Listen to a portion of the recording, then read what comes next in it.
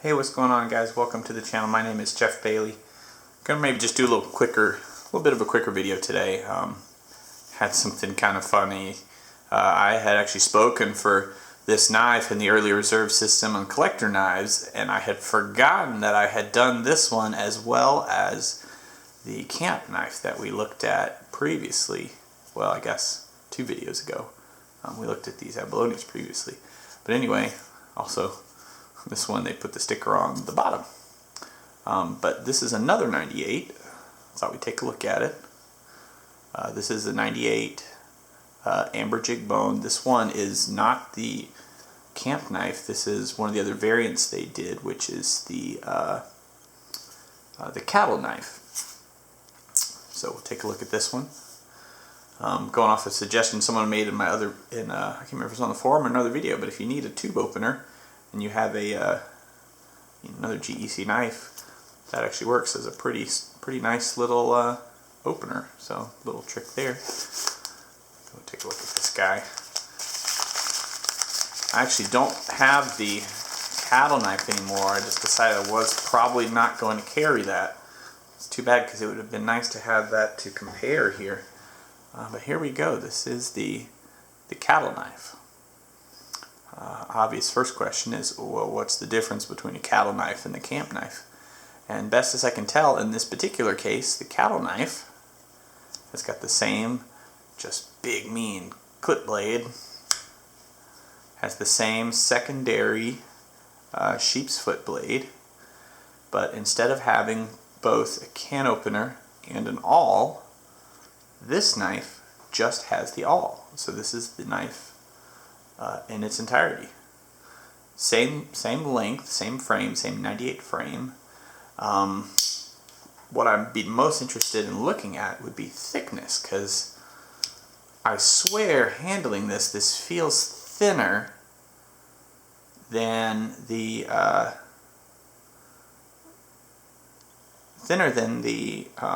camp knife. But I don't know how it could be too much thinner. I mean, it's 2 back springs, just like the other one. And so these 2 blades on this side of the knife are the same configuration.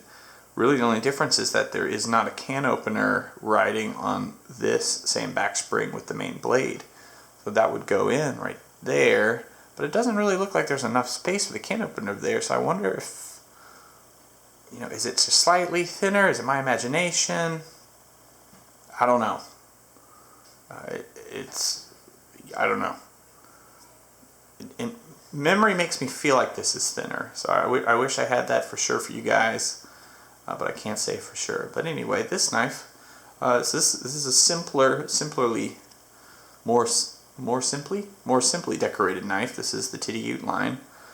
So we've got just the Tidioute shield here with the name. And this is the jigging, pretty typical of a lot of the Tidioute. It's a more regular jigging, regular pattern, kind of a peach seed almost kind of pattern. But this Amber Bone is real. It's handsome. I mean, it's not like too much warm color. I mean, it's mostly brown shades, but it's got some nice variation with the dark in there, and then the lighter shades as well. A little bit of depth to it. Pretty sure this is cattle bone, hence the cattle knife. Another thing there. I think that another version of this actually has a cow shield, American Cattle Association, something, National Cattle Association, I don't know, something like that.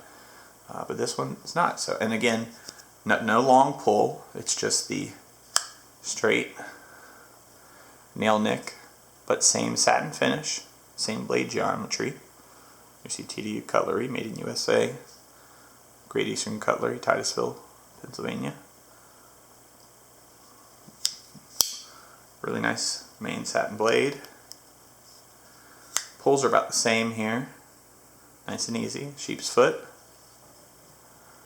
with the model number there. Still has half stops. And then on the back side with the recessed little nick there is the forged awl. Same awl that we saw on the camp knife. This is lighter. It's definitely lighter. I mean, there's certainly a little bit less metal there without that fourth tool on there. Still a large knife.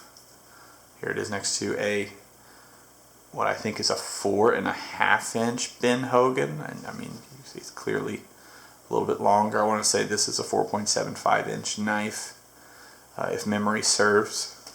Take a look at the tube. It's just the typical Tidioute cutlery, handcrafted, not an SFO or anything. This is just general release. Great Eastern cutlery knife. Carbon steel.